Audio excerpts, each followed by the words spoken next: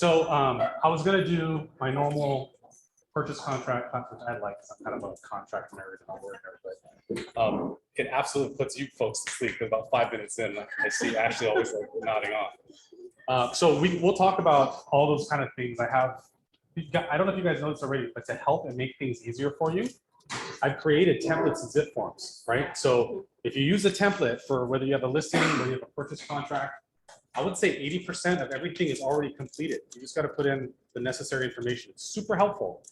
I've also put in, did you not know that? Well, I don't think I knew that for the purchase contract. Yeah, so, but I also have it for VA, for designated agency, for all the different things. So it auto-populates all of the documents in there too. So it's in zip form. So when you create a contract in zip forms and you click on new, you know how that little submenu will pop up? Towards the bottom, it says templates. And if you do a drop down, you can select the templates that I've created for you.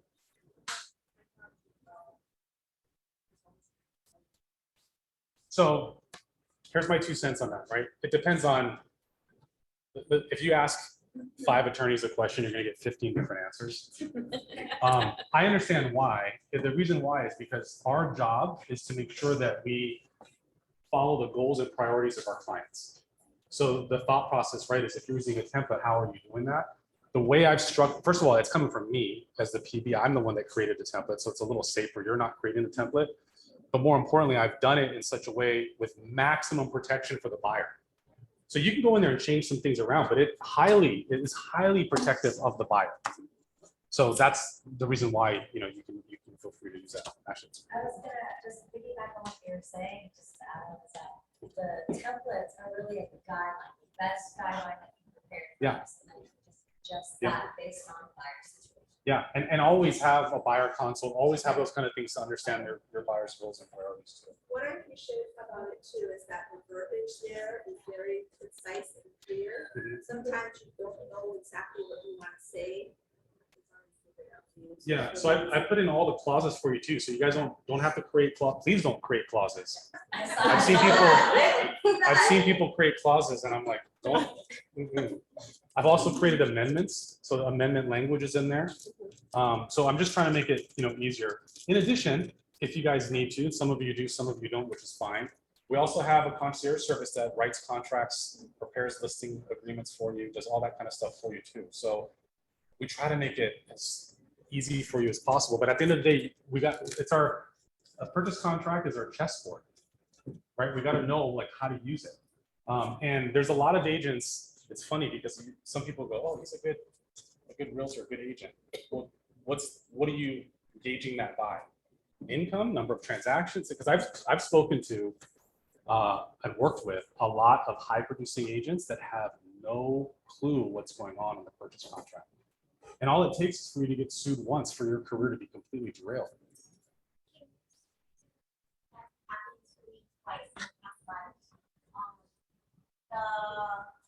When conditional loan approval is due. Yeah. Okay, and we're not going to be able to deliver in time. Okay. And so therefore, agents are utilizing F3. But when should that be utilized? Based on, like, let's say the conditional approval was due October 5th. Use that as your day. Yeah. When in relation to the 5th should F3 be utilized? Okay, so there's a couple of things per the contract. This is a much bigger thing to unpack. It's come up twice, and one of the agents who work with is kind of difficult right now. Okay, so that's not a simple solution, but I'm glad you brought it up because it's something to unpack. Okay, so I'm going to nerd out on just for a second, but in May.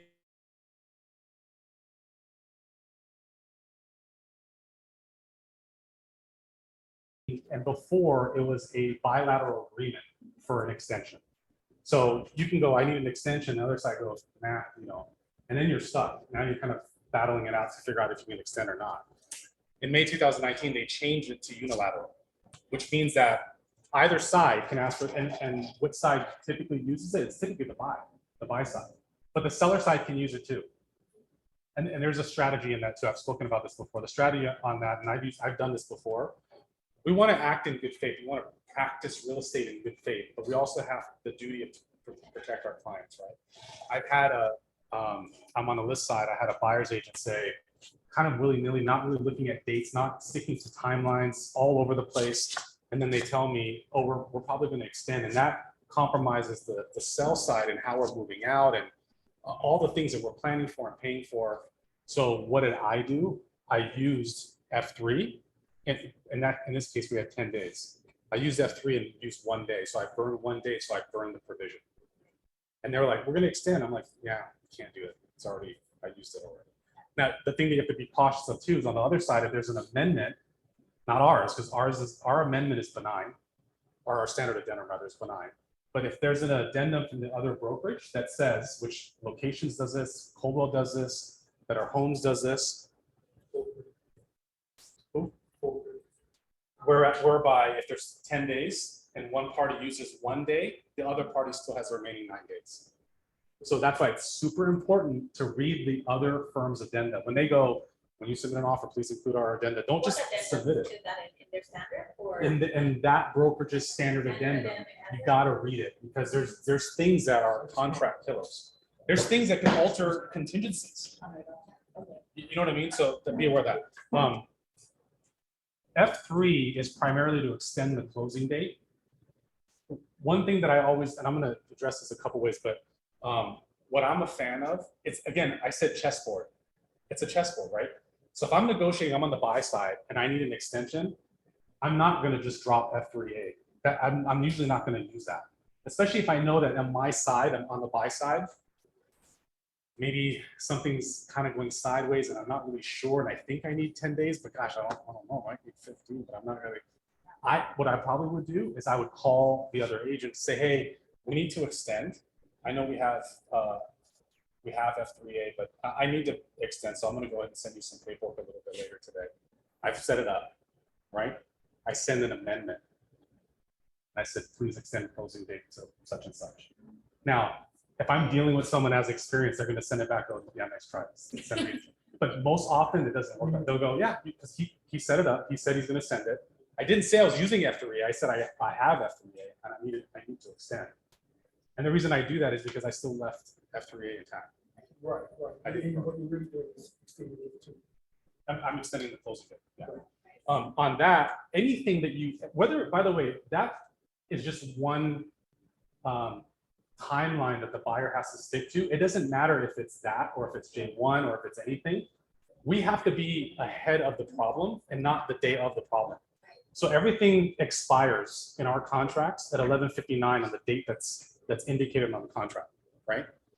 So I've had this happen more often than that issue she's bringing up with the conditional loan approval. More often than that, it's J1 that I get calls on. And so if you guys have a situation where the buyer's like, I have this come up so often, they'll call me and they'll go, yeah, today's the last day for J1 and the other agent isn't responding and getting back to us and I'm not sure what we should do. Like, can we make them respond? You can't make anyone do anything. Can't make anyone do anything, especially in contracts, right? You know what the policing, I was talking to you about this, right, the other day? You know what the policing power for, it doesn't matter real estate, but any contract is? It's a court. So that's the policing power, which means that you can't make someone do something. If they breach the contract, you got to sue them civilly, which is also why less than 1% of lawsuits actually end up going to trial, because it costs too much. It's too many years in the making of actually getting there, so it falls apart. That's the only way you can force someone to do something. But if you're in a situation where the other party hasn't responded to a credit request or a repair request on J1, you should have handled that prior to at least 48, if not 72 hours in advance. Because you don't know the situation. The other agent could be on vacation, the seller could be off island, but you got to get ahead of it. So what you're all, you know what I plan for in real estate, whenever I do a transaction, I pretend as though I'm going to court. The entire transaction, I'm building a case to go to court. Thankfully, I've never been to court for that reason. I'm a witness, but not for that reason. But you got to build a case, because what will happen is I've been deposed before, and that other attorney will rip you apart if you're not organized, if you don't have things documented, if you don't know, because you're a professional. And especially those in the room who are brokers, then it's different, because now you're at a higher standard that you're being held to. So in that scenario, right, J1, you got to ask for that extension to J1 48, 72 hours in advance. If there's no response and it's the day of, and like right now, it's in the morning, but it expires at 11:59 p.m., you have to have a tough conversation with your buyer. Are you prepared to cancel? If not, I'm going to keep bugging them and calling them and the whole thing. But if 12 o'clock strikes, it's over. I mean, he loses the right to cancel for that contingency. Now, you have to be very cautious, because you can't go, it's okay, we'll just cancel for something else. Be careful, because we have to act in good faith. If you tell them we can cancel for something else, but really you're canceling for this, that's in bad faith, and then that causes an issue. So what you ideally want to do is cancel for the contingency that you're in.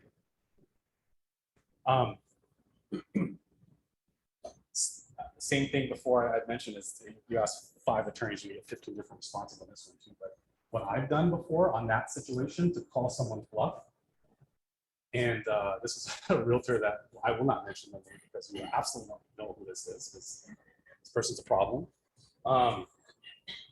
I've sent over a cancellation because it was like getting close to the timeline. They ghosted me for a few days on purpose, because that's the agenda. I talked to. We don't make decisions for our clients. We educate, we warn, we wait for instruction. So I educated, warned them, went through the strategies of what we're going to do, sent over a cancellation request around 11:30 p.m. with a note that said, if you're willing to communicate and cooperate, we'll rescind this cancellation, but I need to send this to you prior to our contingency expiring. They called me the next morning, so okay. So that's what he was trying to allow that time frame to expire. So to her point, it doesn't matter what contingency it is, you have to address that at least 48 to 72 hours in advance. Chad, I've seen some agents will send you the amendment or whatever, and also the cancellation. Is that a good practice? I just feel like, Well, you got to pick one or the other. I mean, they'll send both, and they'll say, have your client sign either, and I'm just like, what is this? Well, So, I think that's bad client management on the other agent's part. right, The situation that I explained, it didn't happen simultaneously. It happened, I sent the amendment, right. no response. And I'm also, there's a series of texts, calls, and emails. You're not responding. I said, you know what I mean? And then I'm sending the cancellation. That's the route that you want to go. Again, I'm building a case. I'm showing a timeline to a judge and to a jury. This is what I did, and then I did this, and then I did that. I'm trying to make it reputable that I'm professional and I'm following a certain timeline to protect my client. But when you do this thing, it shows like you're lazy, you don't know what's going on, because I guarantee you an attorney's going to tear that apart. They're going to go, you're a licensed professional. Which one are you doing? You just did the two things that you sent in simultaneously are contrary to each other, right? So you got to be super careful about that. Did you want to say something else? Okay, I saw that this is kind of serendipitous. I was trying to figure out what I wanted to talk to you guys about, and the feedback that I keep getting from a lot of agents in KW is mindset. We need help with our mindset. We need help with the shifting market. It's kind of jarring to a lot of people, as we kind of spoke to a little bit earlier. And so I was going through all the classes that I taught, and this is pretty interesting because I've known Joni even before this, but I found the first class that I ever taught at KW. And I thought, I'm going to show it because it's serendipitous for a lot of different reasons. So some of these slides, I've updated them, but they came from when I first joined KW and a snapshot of where I am. So this is not about me, but there's a point to all of this. And I am going to be vulnerable. There's going to be some personal things that I'm going to share with you guys, but it's for a reason. But I thought this slide was already on there because this is actually a book that I read. It's phenomenal. 13 things. And we all do these things, which is funny, right? You have to keep it top of mind. They don't waste time feeling sorry for themselves. They don't give away their power. They don't shy away from change. They don't waste energy on things they can't control. This is all shift mindset stuff, by the way. They don't worry about pleasing everyone. They don't fear taking calculated risks. They don't dwell on the past. They don't make the same mistakes over and over. They don't resent other people's success. They don't give up after the first failure. They don't fear alone time. They don't feel the world owes them anything. They don't expect immediate results. So one of the reasons why I decided to use this example is because the next slide is a funny one. I always kind of chuckle and laugh. A lot of people in my career have come up to me and said, yeah, but whether it's pointed towards me or pointed to another successful real estate agent, they'll go, yeah, it's easy for you though. Yeah, you're lucky though. Yeah, you've been doing this for a long time. Well, you're one of the top, like there's always this thing that kind of goes along with, whether you're looking at me or looking at the Valleys or looking at the Tongs or looking at whomever, there's this thing that people dismiss their journey to where they're trying to go, as though when we give them an advice, hey, you gotta do agent. Hey, you gotta do this. Yeah, I know, but you've been doing this for longer. There's always this thing. So I wanted to show you what I mean by that. This looks like a school photo. So this is then. This is 5 years ago. Okay. So I want to read this to you on purpose for a reason. I've been in real estate for 17 years. That's 5 years ago. God, I'm so old. I can't believe it. I've been in real estate broker in California, Arizona, Hawaii. I'm one of the brokers in charge at Keller Williams. I'm not anymore. I'm the principal broker and president. Yeah, you.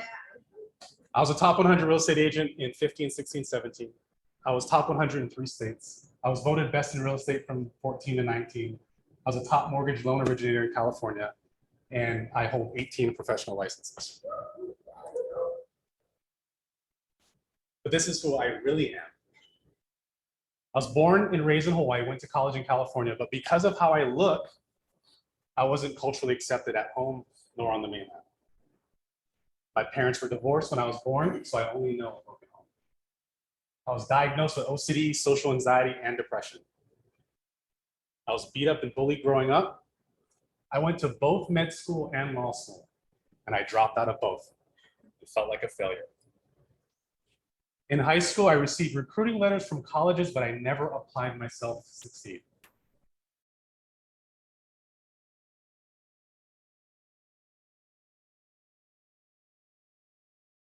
High school, but I was too scared to be anywhere but home.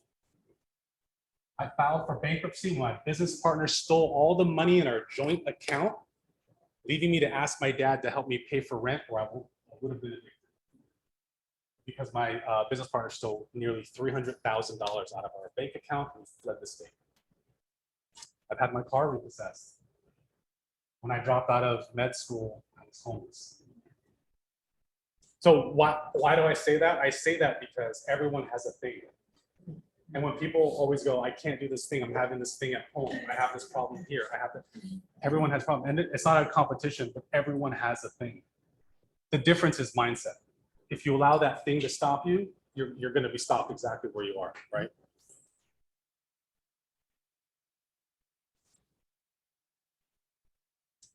The point is, I failed more times than I have been successful by far. But that's the very reason I've been able to achieve success. So interestingly, that's 5 years ago.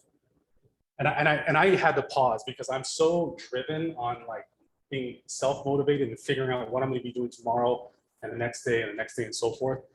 I had to stop and realize that's pretty good, that the first one, but now I'm one of the owners of KW. I own a few ancillary businesses, president of KW. There's all these other things. And that's not me. It's you guys can do anything you want. The beauty of KW is we are literally the land of opportunity. I didn't join KW. She knows my story more than anyone, but I didn't come to KW going, I'm gonna run the place one day. That wasn't even the intent, but any one of you can. You want to be a coach, you want to be an instructor, you want my job, by all means, we'll put you on the path to run the company, to be a broker, to do anything that you want. It doesn't exist anywhere else. It's all here. But it starts with mindset first, right?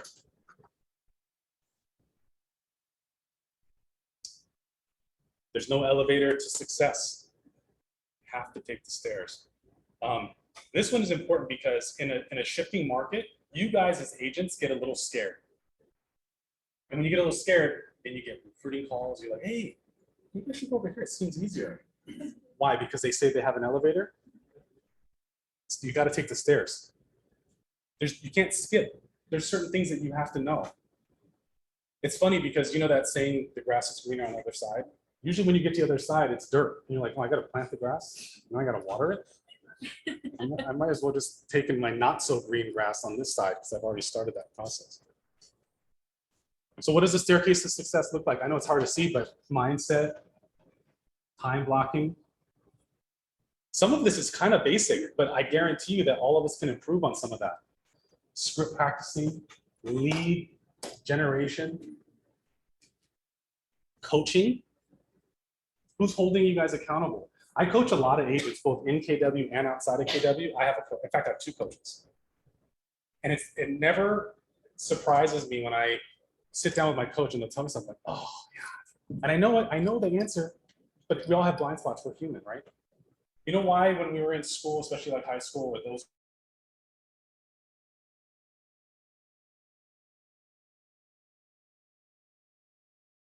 the teacher was like, turn in your homework, let me see what you've done. You're like, oh, I gotta do this. It wasn't enjoyable, but I guarantee you leveled up during that time frame, which is also why they say that kids learn so quickly because their mind is open to learn. And then when we get to adults, we're like, I don't really want to read. I don't want to go to a chess class. I don't want to. We have to get a coach, whether that means me, someone in leadership. If you're on a team, you're a team leader. Someone get a coach. Have someone hold you accountable. Training, you guys are all here, pat yourself on the back. It only matters though if you do something with it. You can write the bumper stickers down. You can go, that's a cool quote. I'm going to post it on my Instagram account. If you don't do anything with it, it doesn't matter. Going to things like family reunion, I can promise you, who's been to family reunion? You've been to family reunion? You've been to family reunion, mega camp, those kind of things. You cannot replicate the energy. You can go virtually, which is still good. It's better than not. But there's a certain tangible energy that's in the room that you're like, oh my God, I gotta be like that guy. It's motivating. I gotta level up. I gotta do this thing. Go to those things. Follow up. Gary Keller said recently in a mastermind I was on with them, 80% of success is in the follow-up. Jody can probably attest to this. But you know how many leads that all you guys have? You don't have a lead problem. Agents do not have lead problems. They have follow-up problems. Because you can call a lead, you can go, hey, there's a hot buyer. You call, leave 2 messages, they didn't answer, like, wasn't a good deal. Did you call them for a year though? I know that sounds crazy. Did you call them for a year? Did you set up smart plans? Did you text them? Did you email them? There's a certain rate of success when the success is in the follow-up. So you guys all have databases. Are you using the database for your success? Or is it just sitting there collecting data? You guys have smart plans? No, seriously though, do you guys have smart plans? Are you guys using it? You should. There's nothing stopping you from doing that. We have Carrie will have one-on-one coaching with you guys and help you set it up. And how much do you charge, Carrie? Donuts. Yeah. Reach out to them, please. Now is the time to do it. Because here's the thing: if you have you might have a database of 300 people, and you might have 1,000, you might have 5,000, you might have 700. If you're not calling your database yourself or emailing them or staying in front of them, text, I guarantee you someone else is. Someone else is in the process of taking your clients. I have a sad but impactful story to share on that.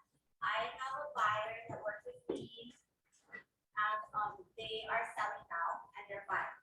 And they're using us to buy. They said, hands down, we wouldn't ever use anyone else. You know, we follow up with them, we stay up with them. However, they're not using the agent to help them buy. And I said, I'm going to ask some questions. What? And they said, I said, was it service related? Was it follow-up related? You know, they're like, no, he's great. Like, I love him. I'm like, what the hell? You're selling your house now, and is it double, right? And they said, there's this other guy that kept calling me. He called almost every single week. And finally, he just so happened, they literally called me. They're like, can you send me numbers? I sent them numbers, not really knowing, like, I might have been like, oh shit, I should call them. But,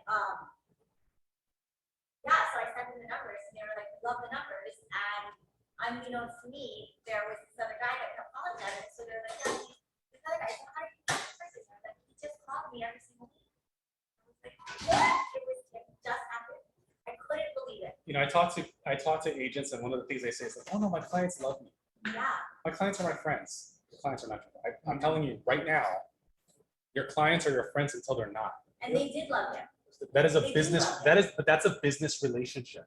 If someone else gets in the way of that business relationship, guess what? They deserve the business. That other guy deserves the business. He stayed. He followed up. He stayed in front of them. Don't let someone take your clients. As agents, the longer that you've been a real estate agent, the only benefit that you have is really two things. You have experience if you're gaining experience or you're growth minded, and your book of business. That's it. Otherwise, you're the same as a rookie agent who just started yesterday. So use some of that to your advantage. Be growth minded and keep learning, but for God's sakes, follow up with your book of business. You know how many people I have in my database? 12,000. And I have smart plans set up. Yeah. So what do you tell someone when you're talking with them and they say, I've exhausted my sphere, I have nobody else to call, you know, that's it, I'm done, you know? What would you say to that? I've never, that's a very interesting question. I have a lot to say about that. And by the way, I love engaging. You do a lot of lead generation with your team too, right? But you guys do, you have ISAs that are calling and the whole thing. So I love your input too. But I will say this is I've never in my life exhausted my database, because by the time I get to, I mean, it's not, I don't know there's enough hours in a day if you're legitimately calling and going through every single one of them. And then if you have, there's usually, there's an answer rate, there's a conversation rate, there's rates that happen. And there's a bulk of them that didn't answer. That's okay. Those are the ones you circle back. Like, it's almost impossible to exhaust. And when people go, I don't really have a database, I go, so on your iPhone, go to the settings and go to the contacts and scroll all the way down. How many people are in there? That's your database. Call them. Yeah, but it's my auntie and my uncle. Good, call them. Can I tell you a story that happened 9 years ago, roughly? We say this all the time, right? Don't be an agent, not a secret agent. My brother, by the way, he's on the crappy Christmas card list now. My brother bought a house with a different agent. And he was like, oh, I didn't know that you were like, this is not today. This is like 8 years or 9 years ago. He's like, oh, I didn't know you. I wasn't sure if you were like, and at first I was super pissed. I didn't talk to him for a while. I was really pissed. I was really offended. But then I was like, that's my own fault. I don't even talk about that kind of stuff. And it's not like you want to go into your family dinner. It's potluck. Everyone's you bring in the rice. You're like, hey, everybody. So listen, home sales are like, you're not trying to. You don't want to be that guy at the family dinner. But bring it up. Like, don't be a secret. Hey, how's business, guys? Yeah, business is great. By the way, just know, you guys know who's buying and selling. Let me know, okay? Huh?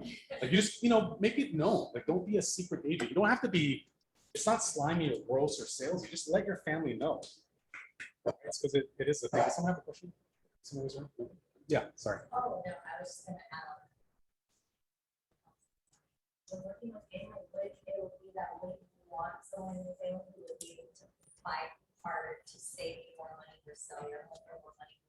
I let my brother have it, by the way. I literally told him. Not you, but just like in general. No, but my whole thing was, I'm like, I'm one of the top agents in the state, and I would have represented you and took care of you, and all the money you spent, I would have given a lot of that. Are you high? Because literally the conversation we had, he's like, oh, I'm sorry, I didn't even think about it. I'm like, but that's my fault.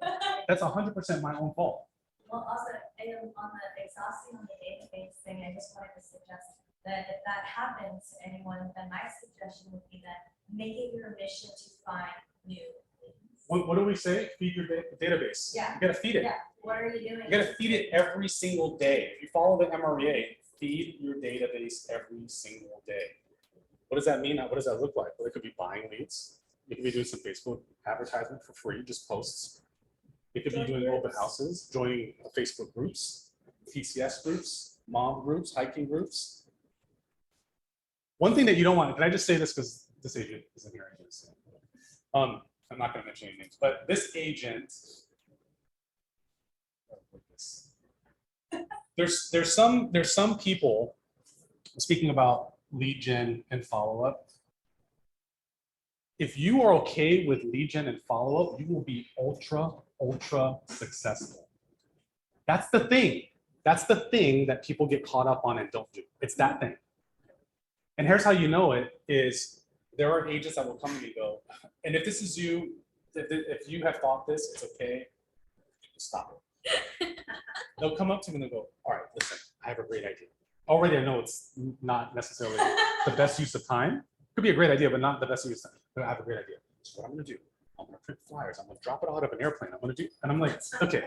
Or pick up the phone and make some calls. Okay, but also, hear me out now. What I wanna do is, what people are doing, and they gotta look in the mirror and kind of come to some sort of realization that they're trying to get away from calling. That's literally what they're doing. They're making an excuse not to lead generate. Call. I mean, some people were like, no, but my business is based on referrals. Really? Because my brother used someone else. Like, even your family is subject to using someone else. Make the call. I think just to add part of that has to do with believing that you are the best. If you believe, I genuinely believe that I am the best lender. Like, I would be the best lender for anybody. It's not like, oh, I balance based on personality. Like, oh, you're a little bit too strong, so I thought I should refer to my B lender. I'm like, I seriously take offense to that because I'm a chameleon, okay? I can be soft if you want me to be soft. But the point is, I genuinely believe that I'm the best. There's no one better to educate and get the job done.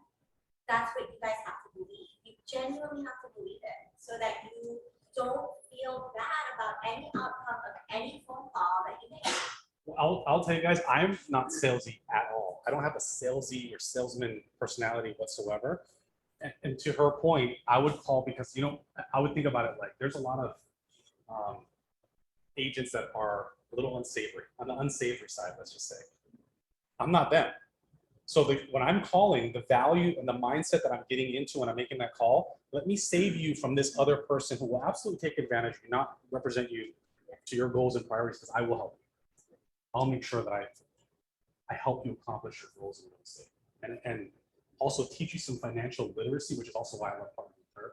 Teaching you some financial literacy that affects and impacts generations. I have a story that is actually one of our clients that I'll share. There's certain things that happen in your career that you kind of want to plant a flag in. And you're like, I remember this time, this is the thing that gets me going. This will feed me for years in terms of motivation.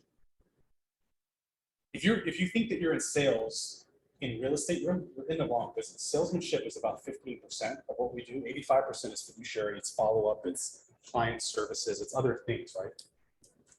I had a client, do you remember the Medinas? Medina. So we had a client. Yeah. So we had a client, and this is like 7 years ago now. Husband and wife, both military. They come to the islands, and I met them when I was doing an open house for one of our rental properties. So meaning that they had shown up with the intention of renting, not buying. And they came to the property, got to know them, spoke with them a little bit. And I said, you know, you guys could be buying. You guys could purchase. Oh, no. I mean, it was almost like they were downtrodden to believe that they are not worthy of buying. Home ownership is not in their future at all. They're kind of down themselves or whatever. And I was like, no, we absolutely can. We absolutely can based on you guys are doing military, blah, blah, blah. Got in the car with them, took them to, at that time, brand new construction. They bought a 5-bedroom, you remember, a 5-bedroom house, the biggest house in the community that was being built. And they could not get excited. Like, they refused to get excited. They were saying, yeah, it's okay. I'm like, it's okay. We're talking about renting. We're talking about owning. What are you talking about? Introduced them to Jody. They got pre-approved. Closed, right? The day of. Even I'm like, guys, I'm gonna meet you at the property. I got keys for you. Go, okay, yeah. I'm like, come on, where's the enthusiasm? When I got there, it was me, husband and wife, They have 3 kids, and her mom lives with them. All of them were standing out front. I don't know if I ever told you this story. They're all standing out front. They're looking at the house crying. They're just crying. And I'm like, okay, hold on. I'm not an emotional person. I'm like, okay, hold time out. Hold on a second. The husband picks her up, scoops her up, walks her in the, like the whole thing. It was amazing, right? So I thought that was the end of that. Well, the next, less than a year later, so the following Christmas, right? On Facebook, did I ever show this with you? On Facebook, they tagged me on a post. And I said, what's this? I look. And you guys remember, anyone who was kids, remember the Elf on the Shelf? That whole thing? They tagged me as Elf on the Shelf. I was like, what is this? And literally, like, you hover, your mouse over the elf, and it's linking to me. I'm like, I don't. So I message her. I'm like, is this a mistake? I don't understand what's going on. And then she goes, I'm gonna call you. She said, right. So she calls me up, and she goes, a wonderful thing happened at our house, and I just wanted to share with you. And she goes, I asked the kids, okay, we got the elf on the shelf. You guys get it. You can name the elf whatever you want to name him. And all the kids unanimously said, we want to name him Chad, our realtor, because he got us this house. Which is kind of funny. It's really that I didn't really pay for it, but thanks. But how sweet is that? Because, and she started crying because she was like, you changed our family. Like, our family's completely changed. I still keep in touch with her to this day. She's out of the military. She's now on her 3rd home, maybe 4th home. She says it's a credit to me because I'm teaching them financial literacy and how you build wealth. So I'm telling you guys don't have, if you think that you're a salesman, then go sell cars, go sell shoes. If you want to make an impact in people's lives, we can do that with what we do right now. You have to take it seriously, and you have to pour into not only yourself so you can level up, but pour into your clients. It makes a difference. You're changing their lives, I guarantee it. Growth, right? Be growth minded. I've been doing this for 22 years. Won't repeat that. Say like 4 times. Been doing it for 22 years, and there's not a day that goes by I'm like, oh, I didn't know that. I didn't know that. Have you guys ever spoken, especially in this industry? Like, I've been doing this for 30 years. The way they say it is like, I'm done learning. The lid is shut. I'm not taking any new information into my ears at all. That's not growth minded. Especially when the industry pivots, like it's in the shift right now. How are you going to take on new information? This one, people have a challenge with. Be uncomfortable. Be comfortable being uncomfortable. Leverage. That's the first thing, right, that you guys heard Jody said. Jody's business is built around KW's model. Leverage. She can't do the volume. She can't offer the service that she can if she didn't have the leverage or support, which is exactly what other loan officers are doing by themselves, which is why they can't support the company with our volume. You guys heard of the saying, right? The bold saying, what you focus on stands. A lot of agents are focusing on the why they can't do something versus the how they can. Whenever I talk to agents, they're like, well, it's always the objection. I can't do this. This is too expensive. The rates are this. Okay, but how can you? Why can't we have that conversation? How can you? You're focusing on the wrong thing. So I zoomed this out. Again, this is 2007. I thought this was very applicable to what we're talking about right now. In 2007, these were our top teams. King Lowry, you guys have heard of them. I can throw a rock, you can throw office over there. They did 86 million. Tongs, you guys have heard of them? They did 86 million. You guys heard of Eric Taniguchi? He did 40 million. Ihara team did 82 million. That's in 2017. This staircase analogy that I put on here is applicable to anyone. It doesn't matter if you're a brand new agent or if you're a mega agent. Because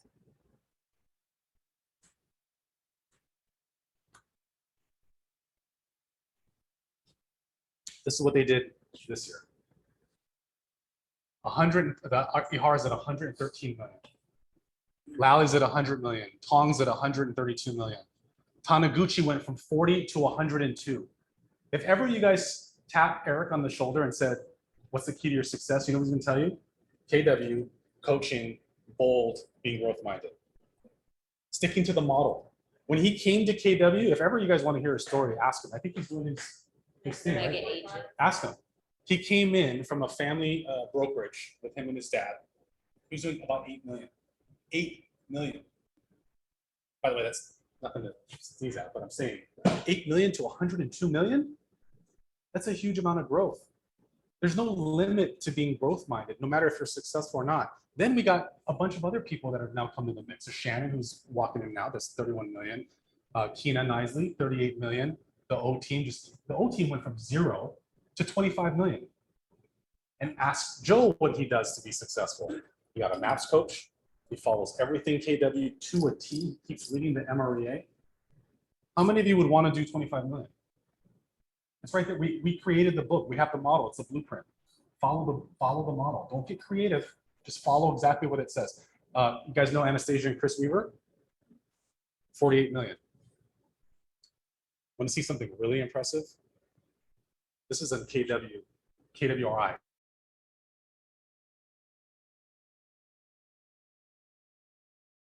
Oh, just a little over 8,000 units. Isn't that crazy? Loken, who went to Elite Week? Anyone here went to Elite Week? Oh, you went to Elite Week.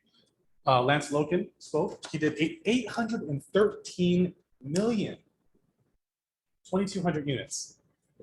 Bob Lucido, 1.2 million. And they're in different areas. He's an expansion model, so he's got a ton of different teams all over the country. Lance spoke, right? And he gave his story. Lance has only been in real estate for like 10 years. For such a short time doing that kind of volume, how do you do that? You follow a system and you follow a model. And you don't go, it doesn't seem like I can do that. That seems tough. And his coach was the one, so the story, the short story with Lance and his success is, Lance said to his coach, I think I'm aiming to do like 100 units. And his coach goes, well, why not do 200? And then he was kind of joking, why don't I do 300? The coach was like, why don't you do 5? Why don't you 6? And he's like, oh wait, are you serious? He's like, yeah, if you're gonna do 100, why can't you do 2? And if you're gonna do 2, why can't you do 3? Like stretch the goal out. Because if you're just going, well, I want to do, let's say that you guys are right now, you guys average 1 transaction a month for 12 a year. Would it make sense for the following year for you to go, I'll do 13? What? 13? Do 36. Do 48. Stretch it. Because even if you come slightly shy of hitting that stretch goal, you killed it. Right? Stretch. That's what he did. And 10 years later, he's teaching classes. How many people on this team does he have now? 79, right? Yeah. He has 79 on his team. And the failure that he shared at Elite Week that Ann and I were talking about was he had more than half, right, of his team departed. 52 of his 79 left the team. Just because you think that you have it figured out, you're a mega team or mega agent, it's not without problems or issues or scenarios. You go through that kind of stuff all the time. She is a big team. People leave your team, right? She hits them on the way out, so they're too far. But every agent, every company, every mega team has issues, but they follow the model to ensure that they shore that up. What was the reason for the last major? Again, I wrote this in 2017. It's applicable because I want to get to a couple of things on here. What was the reason for the last, not this shift, the shift previous? Yeah, just making sure everyone is following. So what's the reason for our impending shift? What's some potential reasons? You can have major shifts, you can have minor shifts, you can have local shifts. There are some parts of the country where, like is it North Dakota that has oil? Like that booms because of it's a shift in the other direction. It's a seller's market because everyone's buying to run towards the oil market. Or if you live in a small town that has, the town is basically funded, like the major employment is like a factory, like a Walmart warehouse or whatever it is, and they close or relocate, that could be a local shift or a minor shift. Political climate could happen with war, cause a shift. Interest rates rising, which we kind of alluded to and spoke about. Or a pandemic. I put / government intervention. we're not gonna have a political conversation, but you know, that can impact things, right?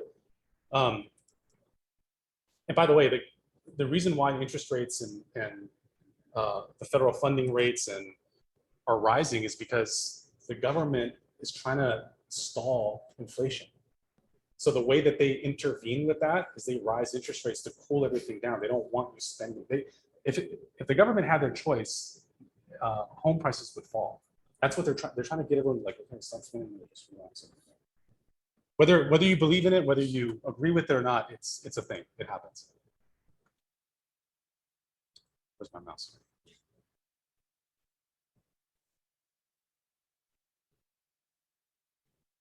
So these are some articles, some clippings.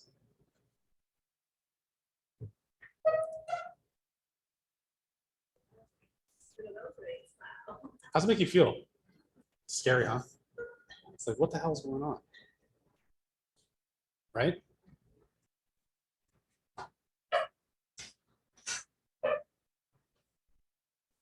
There's the Gary Keller video. Just take a listen. You can either stay or go.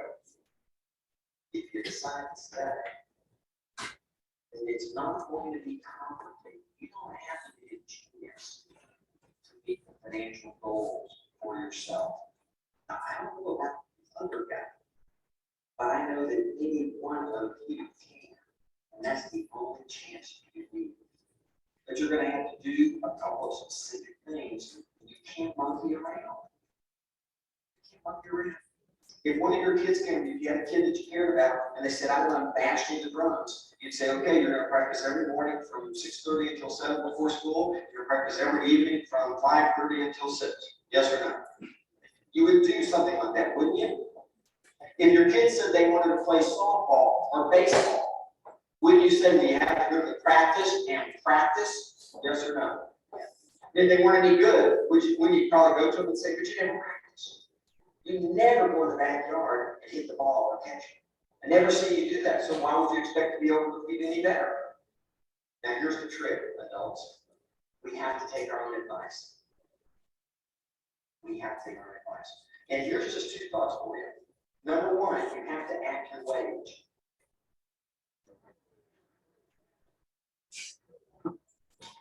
And the problem in real estate is unfortunately most people aren't. And when I say act your wage, here's what I mean. You have to live the calendar and the key focus of high achievement. And you know what I'm going to tell you that is. It's going to be lead generation. It's going to be time blocking. It's going to be practice your scripts and dialogues so that you can effectively help people make good decisions. You never need to be afraid of talking somebody into something. No one's going to buy something they don't want to do based on what you sell. In all my years, I do not believe I ever sold anyone a house. Usually they don't take my advice and regret it later. Rare, but right, but it's never where they took my advice. You know, you don't need to be afraid of that. You are not going to sell somebody something that hurts them. One, they're not going to let it. Okay. But you're going to have to look at the calendar, and you're going to have to look at the language. And that calendar is going to be a balance between lead generation, time off, and then managing your other priorities. You're going to have to time block. And you're going to have to be back to priority. You're going to have to learn these scripts and dialogues. Right. I wish there was a magic pill. With Kenny Liver, one, I would take it. I wish there were magic pills that as you left, I could have them at the door there, and each of us would take one, and we would go off, and we would be out of this market. But I'll leave you with this thought. I was talking to my wife about a year ago, and I turned to her and I said, you know, I have to tell you, there was a time when I was wishing this market, I would shut my eyes and this market would pass, that all this would pass. But I said, I started realizing that if I did, that the problem is that I have my mom, and she's 79 years old. And by the time we get out of this ship, she's in great health right now. I said, you know, as tough as we're having time right now, our son is almost 17. He's in a junior year. That boy for 2 years, and then that's it. Can't wish this away. This is reality. This is Disneyland. I had 2 years, and there these 2 years. I said, you know, our dog Max had him on. Now he's on the 3rd grade. I said, you know, looking great. He's still slow. Best dog I ever had in my life. I said, if I wish this market away, I'm going to guarantee that I can fly after 2 years. My health will be better. That our life will be better. I guarantee. So you push it in here and it pops out there. I said, you know, I realized I gotta stay right. For good or bad, I gotta wake up in the morning and smile. I gotta enjoy this. I have to embrace the fact that no matter where I am in my life, there will be things that are awesome and things that suck. I mean, there will be things that are rocking, there are things that are just not. And then all. So one of that's from the ship. That's the opposite Gary Keller, right? One of the things I love that he said is you got to act the wage. And most real estate agents do. They're not leveling up. They're not doing the things that you're supposed to be doing. That's what he's talking about. So again, I did some of these slides in 2017. At that time, I was referring to the mortgage meltdown, that shit. In 2006, a high of 1.37 million agents, according to NAR. In 2012, 960. It's a loss of 30% from that shift. What does that tell you? There's a lot of agents that are going to go, yeah, you know what? It's too tough. I'm going to go do this or I'm going to go do that. You don't have to. The decision is right there. Pick up the phone and make some calls. Be growth minded. Come to trainings. Do the things that you're supposed to be doing because the industry and the statistics and history, they don't want you. You have to make a choice. You're going to be here or you're going to be up here. Switching the mindset on that a little bit. Okay, great. That's all that hurts. So that the people who Of are course. gonna be working can I just want to really make sure I wrap my arms around you guys. Yeah. Someone from another brokerage, they want to leave and go do whatever. Okay. Great. Bye. More See ya. opportunity for me to list. So I looked it up. As of 2021, there are 1.5. That's huge. How many agents do you guys think we're going to lose in 22, 23? If history says, right?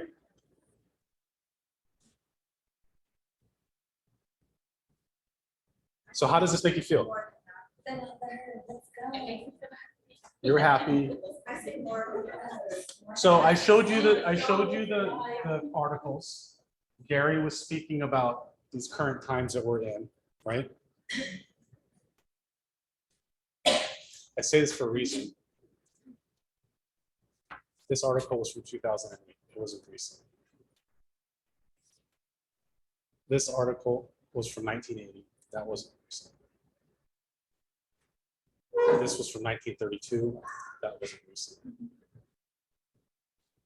What I noticed though is that people are always buying homes in no matter what year anyway, so That's the point. be the person they're buying from. The- Show them game. The point is, everyone freaks out.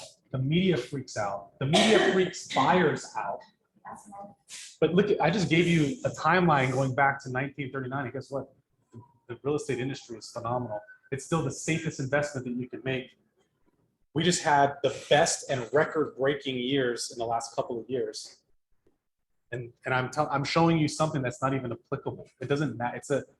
There's an ebb and flow to things. Amy, do you want to say something? I actually bought a first home in 1983. For 15 percent. Yeah. Do you still have that home now, or have you since sold it? This that video that I showed you, that's from his book tour in 2009. It's relevant because a shift is a shift is a shift. Real estate is simple. Yeah.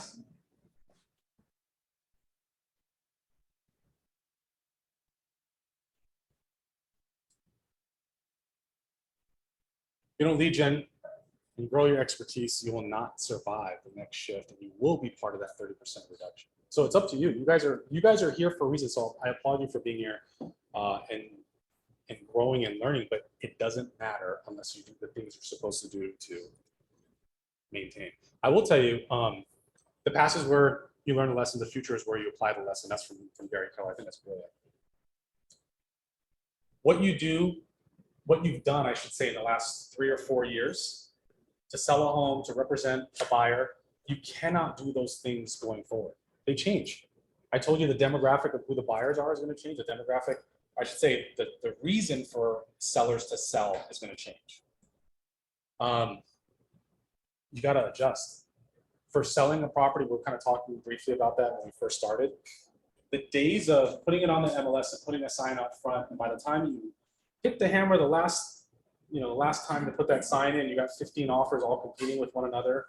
Those days are no longer. They'll come back. They'll come back. But guess what? Now you got to do some stuff to sell the house. That's okay. But you got to do some things to sell the home. In one of the masterminds with Gary, I thought it was really amazing how he worded it. He said, a good market can make a bad agent look good. And I've spoken to a lot of agents that had success in the last 2 or 3 years. They hadn't been through a shifting market before. And they're like, yeah, I'm such a good agent. I'm like, well, what did you do to sell this home? Well, I put on the MLS and then you got like 15 offers. I'm like, no, you didn't. No, you didn't. So what do? You have to go find the buyer. So if you're the local market expert, if you're the local economist of choice, look up the data. Who is if you're selling a home that's $4 million in Kahala, just for instance, who's your likely buyer? Who's your target? Is it a local person? It's likely not. Not to say you shouldn't market it locally, but I'm saying it's likely not that person. It could very well be someone who has money, or an investor, or a second home or vacation person outside San Francisco, Los Angeles, New York, South Korea. There's other markets. We can advertise with command to any of those markets and reach those. You got to know who your demographic is, especially to earn the listing. Because if you just go in and go, I'm going to charge a flat fee, or all these other companies and agents will freak out. They're just going to try to race to the bottom in terms of commission. You need to race to the top in terms of value.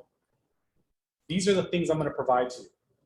Some of the things I used to do is give I've sent it to you guys before, and I'm happy to send it again, is a weekly update. Because sellers think that you are at the beach sipping margaritas when they don't have offers coming in, and sometimes it's the market. There's too much inventory. It's overpriced. You got to price it ahead of the market, for one thing. You have to give them an update on a weekly basis, because that update includes the hit counter. Remember, we've talked about that before. All the things that you're doing to try to sell the home. That conversation to lower the price gets much easier when you're providing them a weekly report. If they haven't heard from you in 30 days and you go, by the way, can we lower from 900 to 850? They're going to be like, well, you haven't done anything yet. But you could have, but they don't see it. That weekly report is super helpful, because you're engaging, you're telling them everything that you're doing. Are you guys, is anyone sending any kind of update? Someone to my coffee. Is anyone sending any kind of update on a weekly basis or any kind of report? You are? I'm taking yours. So you use that, and how's that work so far? Great. Anyone else send out weekly? What do you use? We just created something on Canva. It's zero stats on represent how many emails to as many people. We've done other prospects. Good. Showing people who come through open houses, just like whatever applicable statistics. Feedback is super important, because and you got to set the expectation up front too, is you tell them feedback is feedback. There's some things that we can't change, and there's some things that we can. If it's a 2-story home and someone comes in and says, I wish it were 1 story. Well, sorry, I'm not going to flatten the home for you, so I apologize. You know what I mean? It is what it is. But if they go, boy, the carpet smells really bad, we can fix that. And tell the seller up front, when you're taking the listing, I might give you feedback. It's not personal. I'm giving you feedback from another party, which we want. Feedback is a gift. Because if we can clean the carpet, sell it for what you want, wouldn't we want to do that? So always put the feedback in the reports and provide it to them as well. When someone comes in to look at the property on open houses, ask them for what they think of the property. If someone has seen, if it's going through showing time and they didn't fill out the feedback report, call that agent and ask him for the feedback. Do reverse prospecting. Make sure you look at the engagement. So if your home is priced well, if you think it's priced well, and the number of eyes that are on that based on the hit counter on MLS is like 100, you're not priced well. You're overpriced. If that home is a single family home, 700 to 1.2 million, which is kind of that sweet spot of single family homes on this island, and your engagement on the hit counter is like 100 or less than 300, you're priced too high. But you have to know that. And when you start having price reductions, you got to look at that number. Is that number going up? Because if it's not, if it's going up by like 10 or 20, you're not at that sweet spot yet. You need that engagement way, way higher. But that's the conversation and dialogue that you need to have at the listing presentation with the seller. You got to have that dialogue to set that up. What about the opposite, where you have a ton of hits, but you're not getting a lot of like showings and people for the open houses? Similar situation. So you're getting a lot of engagement based on the Online. hit counter. Yeah. But you're not getting offers. It's not resulting in Or offers. not private showings, you'd say it's the same thing. Yeah, it could be priced too high. So is it photographed? Well, no, you guys, it's Well, it's not applicable to me. It's actually one of my referral clients that I have. Similar situation. okay. So there's a lot of potential reasons for that. Sometimes the photographs are so good that it's eye catching. Like there's a lot of digital enhancements or whatever, fake sunsets and all this other kind of stuff. So people are like, "Ooh, what's this?" Like, oh, no. And where it's located or whatever it is, and when they see that, they're like not interested in that. So the photos could almost be too good and working against you in that way. Sometimes it's in a bad neighborhood. Sometimes they realize when they look through the photos that one example of that would be community laundry. Neighborhood's okay, price is okay, photos well, but then as you go through, like, oh, that's a community laundry. As an example, Do you right? think too, like offering video tours and things like that means that people don't necessarily feel the need to see it in person? Yeah. In order to make a decision of whether or not they're interested? Yeah, there's things right now that you guys have heard of Matterport. Matterport's kind of expensive. There's other alternatives to that. There's Ricoh has one now that's like, I think it's like $200 and $40 a month. And it's a 3D camera that does the same thing that Matterport does. And you could use that for buyers and sellers, mind you.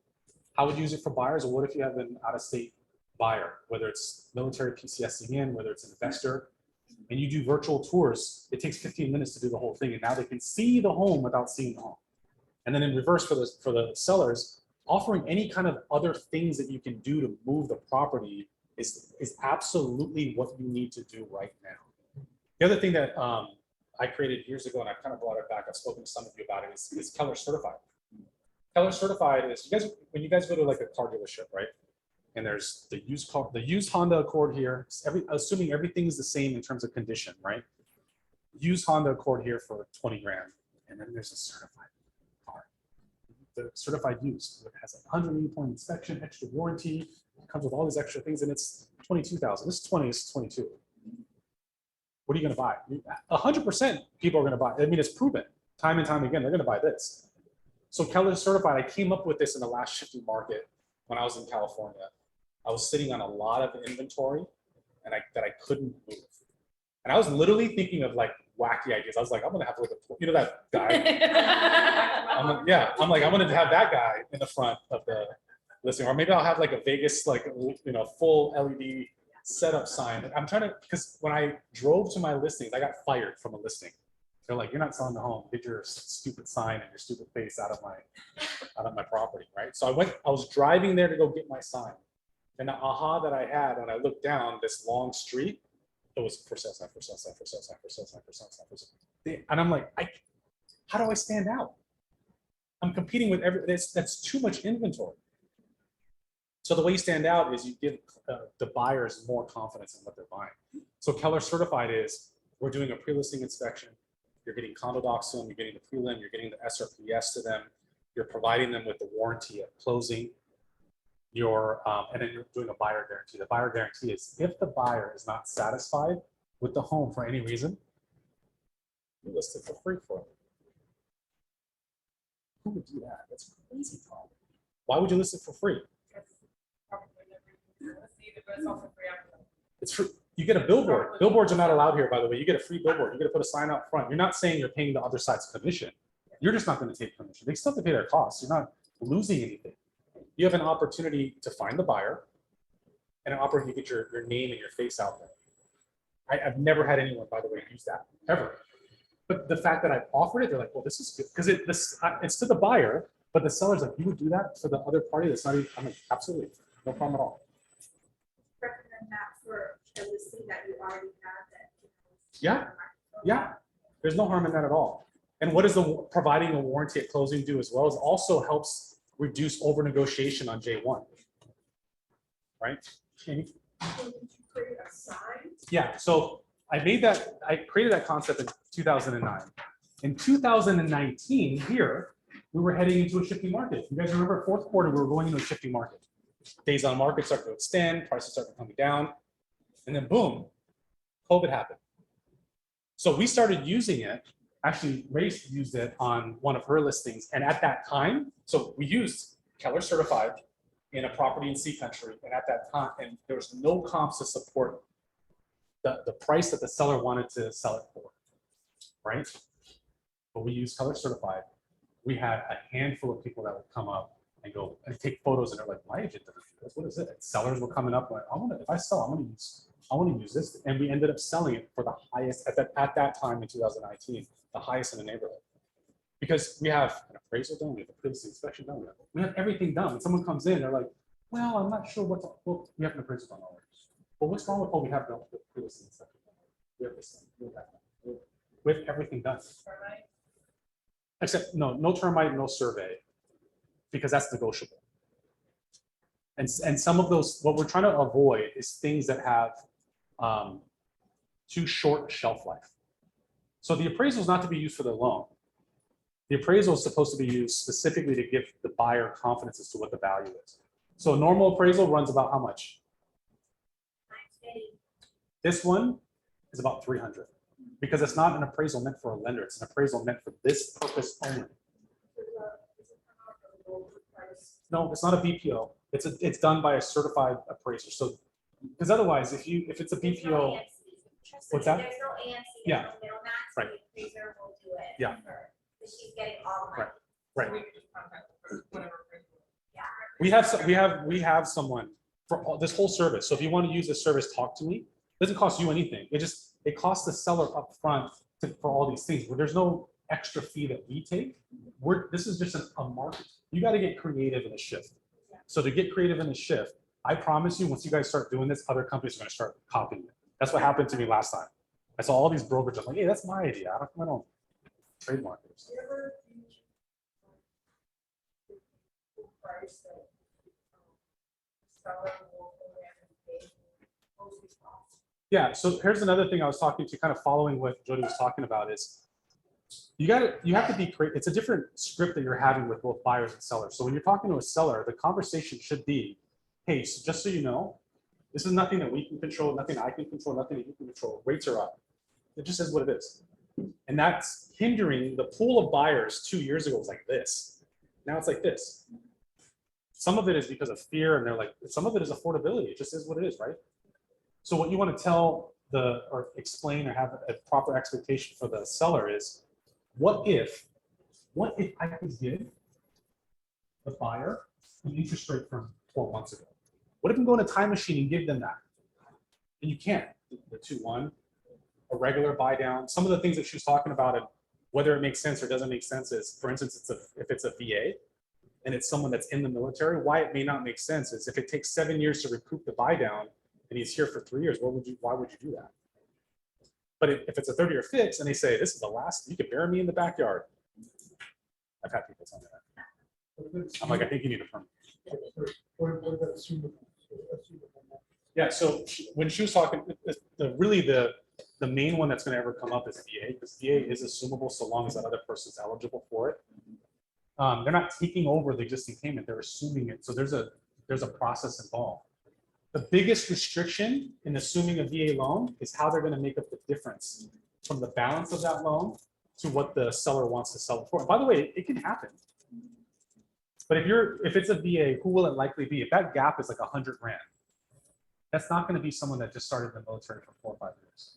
It's someone that's either higher ranking, more senior officer, retired. So these are the things that you need to know because you got to know your demographic. You don't want to just go, yeah, someone can, oh, Mr. So, someone can assume it. Yeah, you got to know what that means. Like, what's the gap? Say that again. See, that's good to know.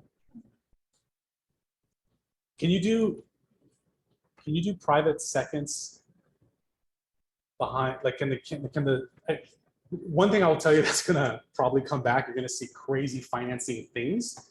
Don't get overly caught up in the crazy financing. Always check with me, check with Jody. But you remember back in the day, people would finance the first and then the seller would carry the difference on the second. Is that allowed now? It is allowed? Is there a CLTV restriction? But depending on credit and other things? So I'll go through this real brief so you guys can eat. How many of you guys know what these things are? Every single one? How many of you guys use these? I'm telling you, KW has unbelievable tools if you use them. I'm going to email them to you guys. I have handouts for some of you too. The 411 is your personal activities that you're doing on a regular basis for your business and for yourself. The GPS, I'm sure you guys have heard this before. It's also called the 135. GPS stands for what? P stands for what? Are you cheating? Yeah. Goals, priorities, and strategies. The goal should always be income, your profit. It's a business, right? We're in business to make money. The goal should be your profit. The priorities are how you're going to get there, and the strategies are the strategies to get to the priorities to get to the goal. The 4-on-1 is the daily activities that you're going to need to support this. But it also has some personal things in there too. The org chart. Who's on a team? Org chart's super important. Who's in your world? Who's in your world now to help you achieve this goal? And who's going to be in your world 5 years from now? If you don't have an org chart, you don't know what you're looking for. There's something at KW that we use called a missing persons report. I know it sounds funny, right? We say that because it's like, this is the person that's missing. This is the who that I need to move my business forward or do something bigger. I'm missing this who. That who could be your, by the way, you know what I'm missing? I'm missing my replacement. I'm not ready to move on, but I'm missing my replacement. So in KW, we're always like, we need to find a replacement. So those of you on a team or have a team, you're the rainmakers, find your replacement. You're not gonna find it today or tomorrow. It might take you 3 years, but if you're not looking for it, you're not gonna find it. And the journey of looking for it is how you build leverage. You're building people that you're training to be mini versions of yourself. Why is it important for people who are on a team that's not your team? You gotta know where you're going. You want to see the team's org chart to go, ooh, you mean that I could possibly go here, or I could move to this role, or I could assume this responsibility, and I could make this much money. Now you've provided them a goal. Individual agents, why would you have an org chart? I don't have a team. What are you talking about? Jody's on your team. I'm on your team. Title and escrow's on your team. You have a team.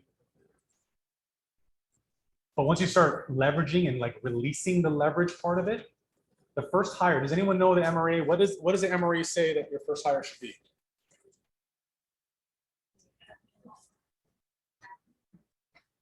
What was the answer that Carrie cheated on?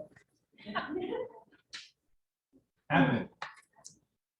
It's kind of a knee-jerk reaction that people think buyer's agent. It's admin, because the admin can grow to be a buyer's agent, but they need to like learn some of the skill sets first. Some of you have skipped that, that's totally fine, but just know that that's kind of how you want to grow that out. You got to have an admin person. Could be a VA, could be a person here. Net worth, oh, I'm sorry, skip one. Growth plan. This one is so important. I'm going to share with you what was on my growth plan. I'm going to show it to you in a second. And then net worth calculator. This is what a 411 looks like. Did I provide one? No, you guys have a GPS in there. So this is what a 411 looks like. We can send you one. It measures and breaks down on a weekly basis what the activities are. So, you know, when you guys go to a coach that's not a non-KW coach or a coach outside, if anyone has had coaching before, I have, and what the language is and what the conversation typically is well, what do you want to make this year? I don't know, 250,000. Awesome. Hey, go out there, make some calls and be somebody. All right, high five. You're like, I don't. Okay, I mean, who do I call? What do I? There's a huge gap that's missing. You don't need that's a cheerleader. That's a, hey, you can do it. I need to know, like, what am I supposed to be doing exactly? And this is not going to look the same for every person. Because maybe you want to make 300,000, maybe you want to make 100,000, maybe you want to make 500,000, maybe you want to be on the board and beat Lance Loken. All your daily and weekly activities are going to be completely different, right? You can't lead generate 25 hours a day, but that also means that you might need to be hiring people immediately so that you can leverage so that they can regenerate and help you regenerate and so on and so forth. So this is super, super important. If you want to make 100,000 and the average commission is 15,000, you got to work backwards. Well, how many closings do I need to get to that? And based on conversion rates, how many listings and then how many buyers do I need to get to that? Then how many appointments do I need to get to have to that? And how many calls? You got to work backwards, because if you don't know that and you're kind of, I work hard. Show me your calendar. Gary Keller said that. I keep saying quoting Gary Keller because he said a lot of good things. I don't know if you've heard of him. He writes some good books. He said we were watching a conversation that he was having. This was a few years ago with someone else, and he had said, "I bet I can predict whether you're going to hit your goals or not. Show me your calendar." Because your activities show success. It's what you're doing every single day, consistently, that's going to amount to success. By the way, if anyone hasn't done these exercises, I will help you with all of them. Make an appointment with me and I will sit down with you and go through your 4-in-1, your growth plan, all that stuff. This is the why, your 401. This is a GPS. This is the one that you guys have. This is the how. So the one thing goal for this year is that should be a profit goal. Make it a profit goal. Profit is not gross, profit is net. Make it a profit goal. And then all these things should all roll up to support that. This is just a sample of an org chart. How your team, organization, or business is structured now and in the future. Because you guys might be, by the way, with KW, it's not like it's a race to get to 7th level. You can be wherever you want. There are people that are individual agents. What's that? Did I do that? Yeah. But there's some people that, like, you know, the Lallies, a perfect example.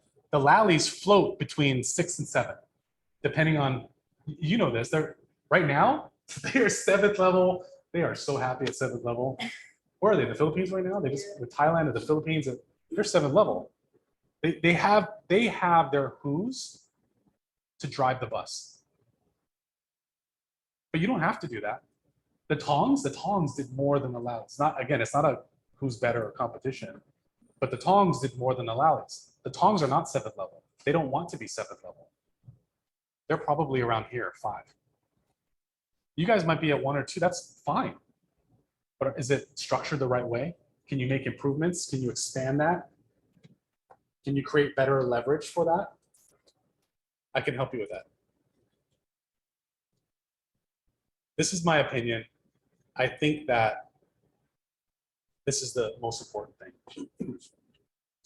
If you're not setting goals that don't require you to change and be uncomfortable in order to achieve them, increase your goal.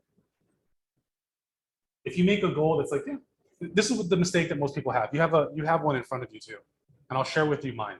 I told you something personal that I suffer from anxiety and I suffer from depression. My growth plan when I first joined KW was to find a therapist and find a counselor and be better.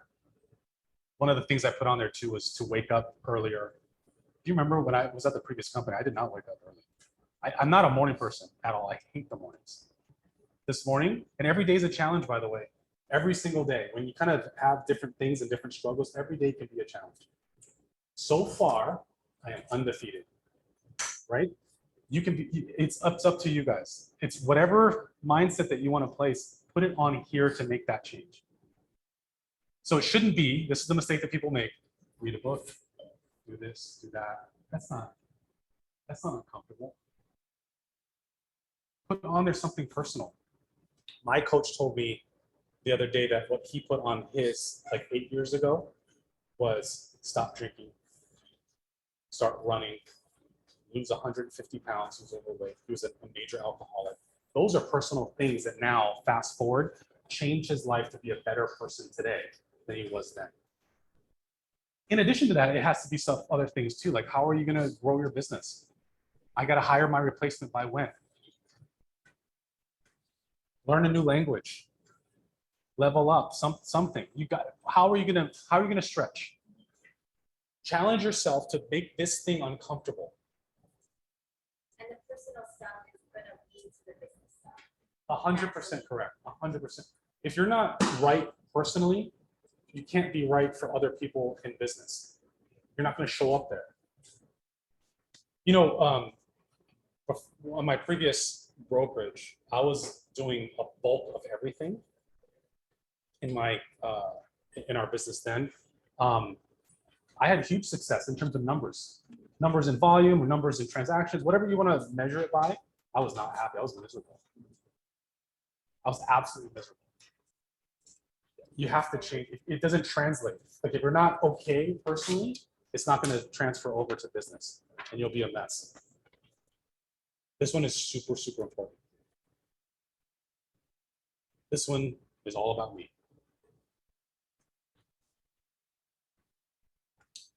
This one is online. I'll send it to you. This is net worth tracker. Most people don't do this. Most people don't even focus on this. And by the way, including myself, my coach, this is about a year or so ago, had me start putting this together. And then just the other day, it reminded me, he asked me, I'm ready to retire. It was an exercise question. I'm like, I'm not ready to retire. He was, how much do you need to retire? And when I did the math to figure out how much I need to retire, listen, I'm gonna live for a long time. It's kind of a wake-up call. And so, and here's like napkin math on how that, this is like very in-depth in what you should probably do. It's something that will probably make, I'll send it to you too in case you want it, something that will make a financial planner like her excited. Napkin math is, if someone were to give you, someone came up to you and said, I'll give you, not unrealistic, but something to cover your bills, and then a little cushion so that, you know, food and entertainment. What would that be on a monthly basis? Just think about what that number would be. For some, it's you don't have a ton of expenses, so some of it's like 5 or 6 grand. Some of you might be 10 grand, whatever it is. You times that by 12. So that's the annual. You times that by 25. Do you have that in the bank? If you don't, get to work. Right? If you don't have that, there's things that you got to do. So this one's online. Yeah. Does that one have a monthly budget? It has everything built into it. So you put all the assets and the debts, and it comes up with your monthly, your budget, your expenses, the whole thing. What? Did it have, does it know you- No, it's on Excel. Yeah. What's that? I'll send it to you. I'll email it to you guys.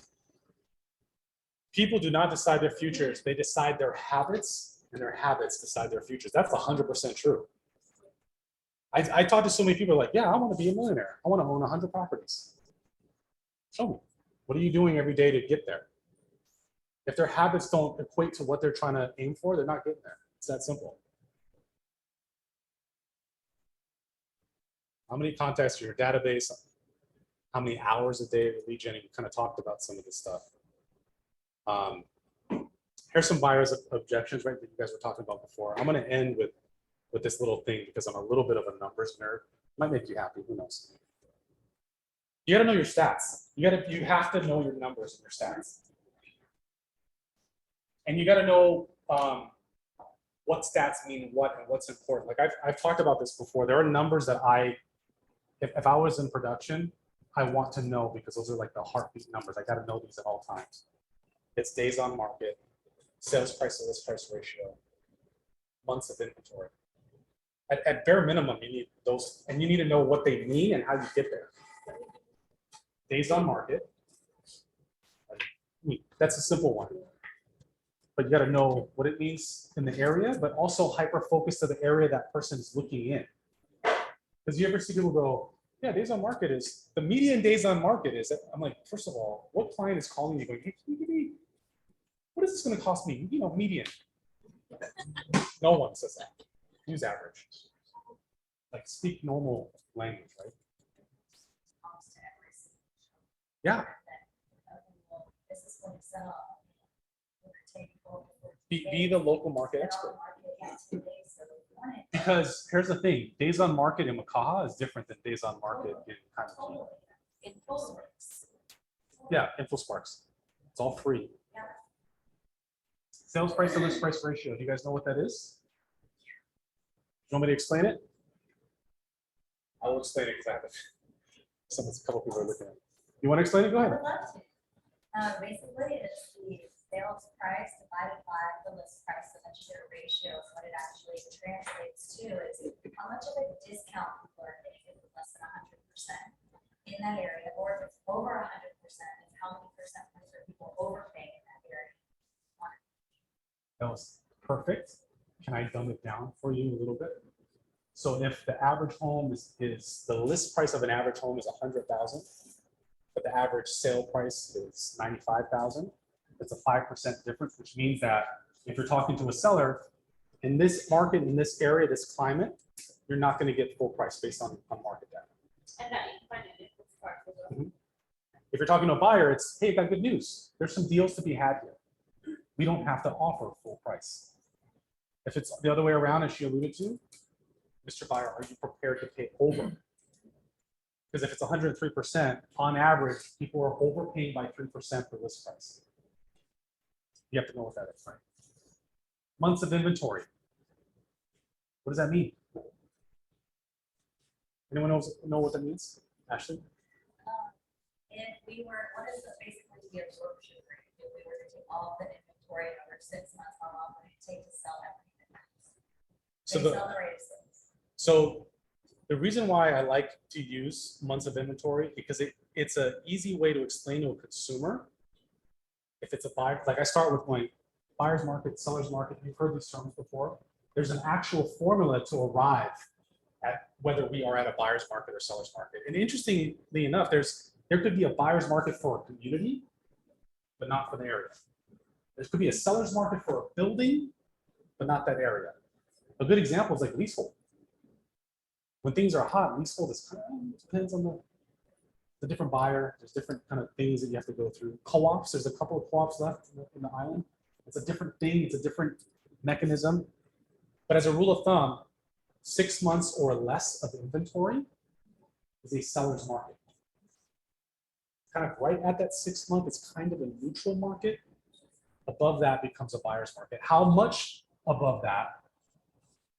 Really the easy way to explain it too is if we introduce no more inventory, how many months would it take to sell everything that's remaining?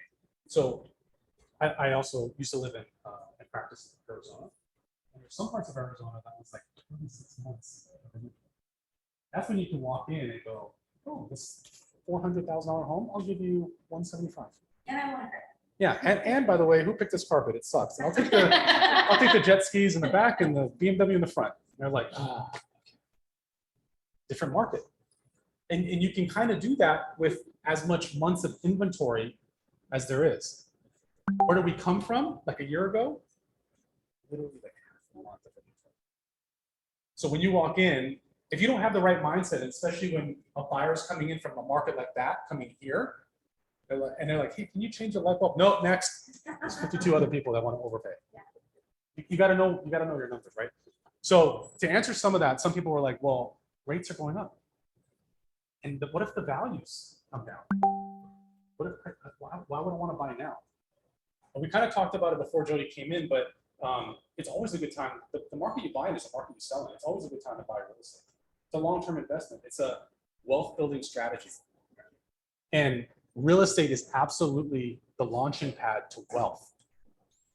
If you think about anyone, friends, family, yourself, those who own property, have you ever known someone who's owned a home for like more than 8 years, 9 years ago? I should have bought this. You done anything for them? I literally do not know one. I know none. Every single person who's owned a home for 7, 8 years plus is better for it. They have, my grandma, who is not well educated, that grew up in poverty, owns a few homes. She's a multi-millionaire. Not because she's savvy in finance. She just bought and kept it and paid it off, and she has a few properties. It's crazy. And had it not been for those things, she wouldn't be in the wealth position that she's in. The only people that right now in this market of the moment that are in jeopardy of changing their strategy is investors who are flipping. Because interest rates are going up, property values are going down, they got to move the property, it's a different thing. So I put this together. She mentioned 10 years is on the high, 10 years is on the high side. On average, I think it's like 7 years that people keep their home in the United States. I think that we're lower because it depends if it's a VA or not, right? Locals tend to keep their home for much longer. The average appreciation over the last 40 years in Hawaii is what? On Oahu, I should say, is what? What? 5%. A little over 5%. It's true.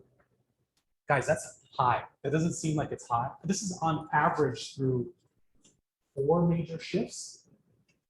5%. We're one of the highest in the country. I mean, from a long span. There are others that are much higher, but they ebb and flow, man. You don't want to be in those areas where like Silicon Valley, San Francisco.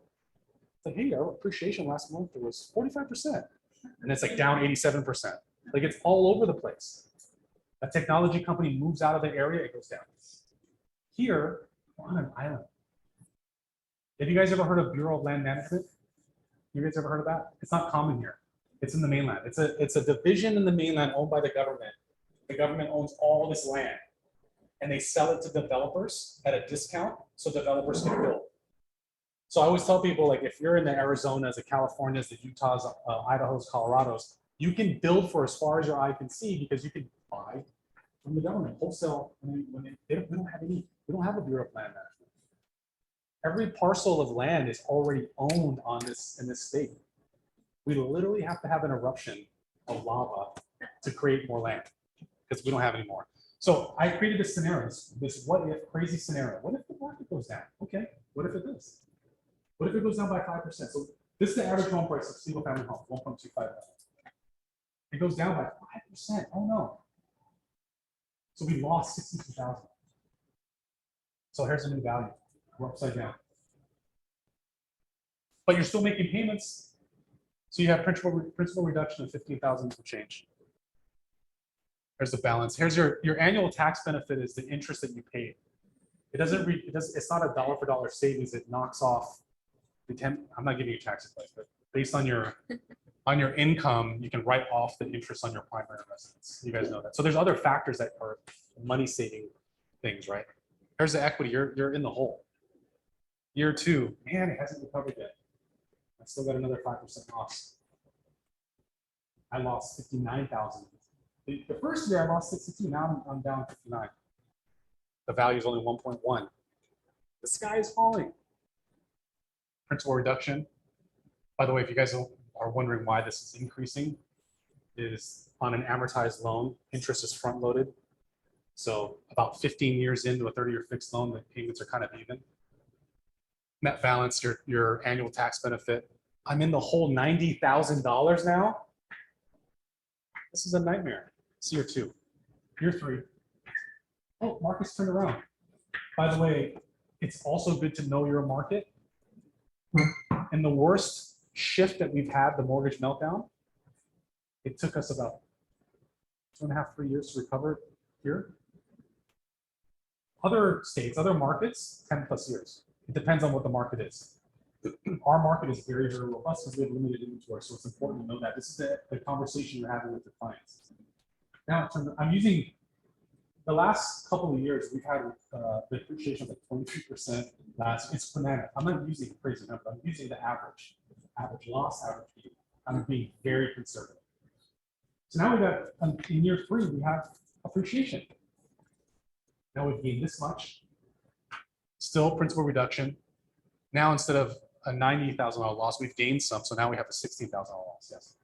I would like to just bring out that to add on to the seller conversation, or when we would have this conversation, when you do the math on the depreciation from 1.25 over 27.5 years, they would still get a tax credit of 45,000. So it's a half of the loss technically after taxes, yeah.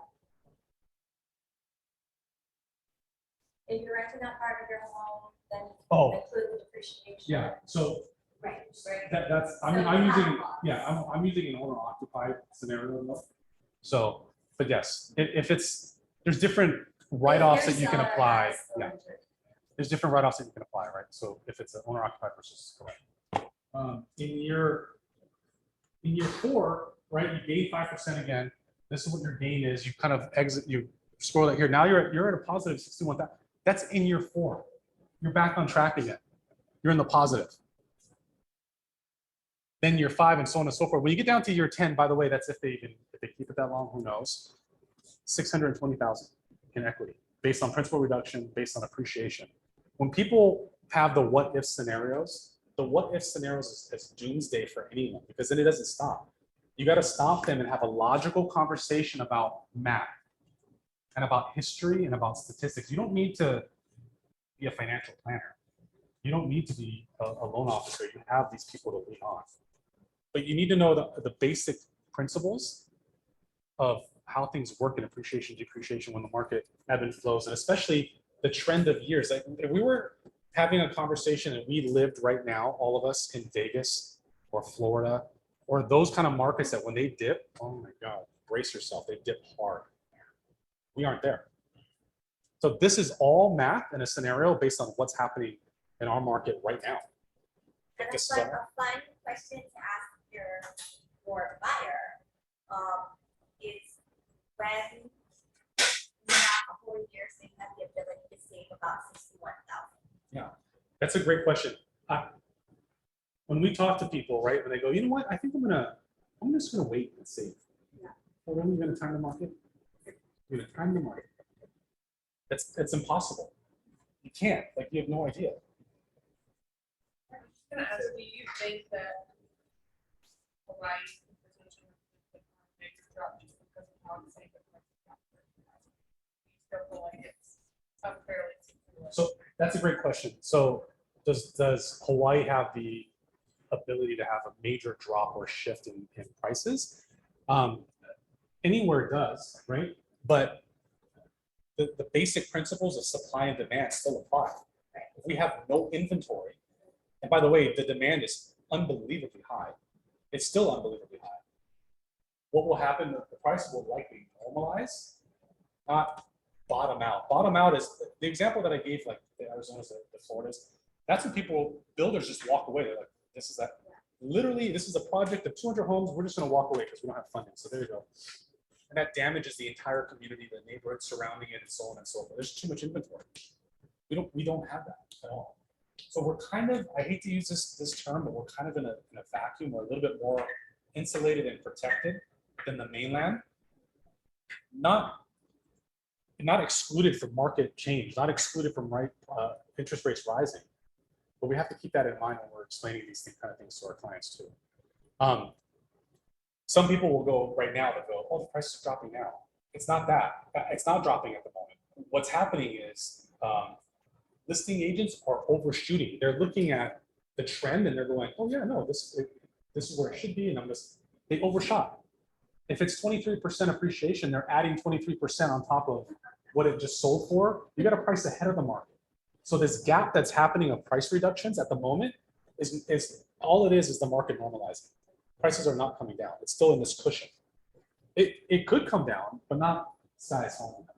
It never has. And I think in the 90s, And then in the 80s, for like 2 years, it did, but it recovered almost immediately. Within 24 months, I was almost entirely recovered. I guess that's more the point, is the recovery short. It's really, we have a condensed and compressed recovery in this market. That's the benefit that you guys have versus another market. So especially if you're working with military or someone that's not from this market, you got to explain this market. So Yeah. Jen, I was just going to say that I really like how you showed this because at least Amanda and I, like we, especially with our VA buyers, since they are potentially only intending to live here Yeah. for 3 years, we do have the discussion with them up front about this. Like, we want them to be prepared for the possibility that if they want to be able to have a positive net, Yeah. they might have to hold on to it long term. But that's just the nature of real estate. Yeah. And I think that I like the way that you just. I'll send this to you if Yeah. you guys want to. I appreciate that. so Chad, speaking to potential seller, and you're talking about pricing. Are you saying is it at about 80% then, the difference between now and, when they list as far as, or I shouldn't say now, but the historic information in the last 30 days or so, what? How far ahead do you price? Yeah. I think that some of the I would probably say more like 3 to 5%, but the conversation should also be if they're willing to provide how fast you want to sell. It's their why. Yeah, because there are some people that are like, I need to sell this home because they're PCSing out. They don't have the extra money to make 3 months of mortgage payments while we figure out this whole negotiation thing. If that's where they are, I'm going to say, listen, we need to price it aggressively and be ahead of our competition. If we're the nice car on the dealership, price it low. So that's the car that 5 people are fighting for. Right. Not price it amongst the others where everyone's like, let me talk to my wife about it. Like, let's get this thing moved. So how do you do that? Price it well. Make sure you're the lowest, not give it away. Make sure you're the lowest. Even be prepared, having the conversation with the seller, be prepared to make an incentive for the buyer. Help him get a credit to pay off or to get closing costs paid for, have a buy down, whatever the thing looks like, incentivize the buyer. Altogether, that may add up to 8%. But as far as just pricing it, like kind of that par pricing, 3 to 5. And then I feel like feedback that I have for agents is asking questions and understanding the sellers and why they may be having these finite things that they want to happen and why they don't. Because I talked to a seller's agent and she was like, well, they have to close, by this time. And so we're gonna go with the other buyer even though it's lower, right? So I said, why? Like, why would they have to close? So anyways, long story short, the seller didn't even understand that they had a 15-day grace period and they didn't want to make another mortgage payment. Let alone, they didn't even realize that it wouldn't negatively affect their credit for over 30 days. So I know that's uncomfortable, but it was like, okay, so they can get $30,000 more if they just give us 10 more days and they're making these decisions. And honestly, all they needed to do was someone to explain it to them. You don't need to make a mortgage payment. You can cancel your auto pay right now. And it's a simple thing of understanding. Do you guys know what she's referring to? Like the payments are due on the 1st. It's late on the 15th. What does late mean? Just a fee. There's a fee. It doesn't impact your credit at all. It impacts your credit when it hits the first of the other month afterwards. That's the 30 days that she's referring to. So those kind of things we have to understand. I think sometimes it's easy to make these assumptions that A, they know, or B, we know why they're panicking, or we know why they're decision making. And ultimately we don't know. Nobody knows. The other component too is sometimes we have poor client management. The client tells us, "Oh, I'm gonna be late," and we don't take the time we know the answer. Just explain it to them. Hold their hand and guide them. I'm not gonna keep you from food any longer. Amy's giving me the look like you gotta. Anyone have any questions? You can talk to me after. But thank you, Jody, for coming. Really appreciate it. Please consider using her in the future. There's food that Ray and Carrie made personally from their own kitchens. Even though it's a Zippy's on it,